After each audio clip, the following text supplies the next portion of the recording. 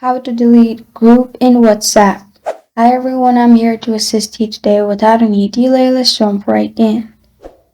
First, open WhatsApp and log into your account. Then, click on the group you want to delete.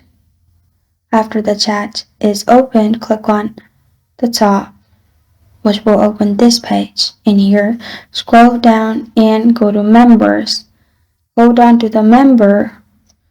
After you've hold on to the member, you'll find all these options. Click on Remove. You should start by removing people as there is no one way to simply delete group. After all the members are removed, at the bottom, click on Exit Group. After you've clicked on Exit Group, press on Exit and you're good to go. After that, the group will be deleted.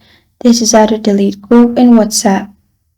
Thank you for joining me today. If this video helps you out, please leave a like and subscribe for more. Got a question or want to suggest a topic? Comment below. Thank you for watching.